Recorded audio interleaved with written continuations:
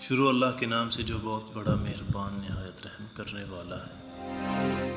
بول چال کہانی کے ایک اور ایپیسوڈ میں آپ کو خوش آمدید کہتے ہیں۔ اللہ تعالیٰ اپنے بندوں کا ذریعہ نجات کسی نہ کسی سبب سے بنا دیتے ہیں۔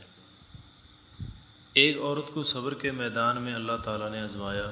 ہر سال اللہ تعالیٰ اسے اولاد نرینہ سے نوازتے، مگر چند ماہ بعد اس کے گلستان سے یہ پھول مرجھا جاتا، اس کی گود پھر سے خالی ہو جاتی۔ اس بے کس ماں کے یکے بعد دیگرے 20 بچے اس کا خون جگر داغ جدائی دے گئے۔ آخری بچے کے فوت ہونے پر اس کے غم کی آگ بھڑک اٹھی۔ آدھی رات کو زندہ لاش کی طرح اٹھی اور اپنے خالق و مالک کے سامنے سر سجدے میں رکھ کر خوب روئی۔ اپنا سارا غم اور اپنے جگر کا خون مناجات میں پیش کیا۔ اے کون و مکان کے مالک، تیری اس گناہ گار بندی سے کیا غلطی ہوئی کہ سال میں 9 مہینے خون جگر دے کر اس بچے کی تکلیف اٹھاتی ہے۔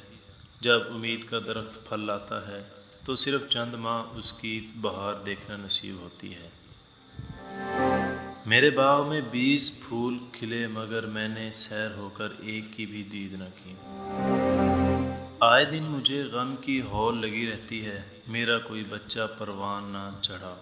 اے دکھی دلوں کے بھیج جاننے والے، اے دکھی دلوں کے بھیج جاننے والے، مجھے بے نوا پر لطف کرم فرما۔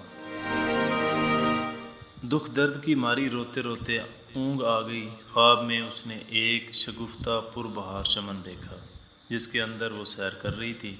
سونے اور چاندی کی اینٹوں سے بنا ہوا اسے ایک محل نظر آیا جس کے اوپر اس عورت کا نام لکھا ہوا تھا۔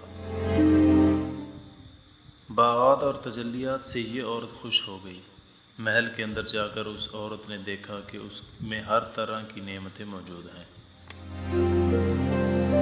اسے وہاں اپنے سب کھوئے ہوئے بچے مل گئے جو اسے دیکھ کر کھل کھلا کر ہنس پڑے۔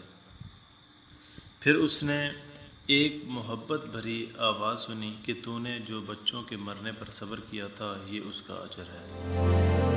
خوشی کی اس لہر میں اس کی آنکھ کھل گئی۔ جب وہ خواب سے بیدار ہوئی تو اس کا تمام ملال جاتا رہا۔ اس عورت نے مالک حقیقی کی بارگاہ میں بے کس بے پناہ بھیگی ہوئی آنکھوں سے عرض کیا، الہی اب اگر اس سے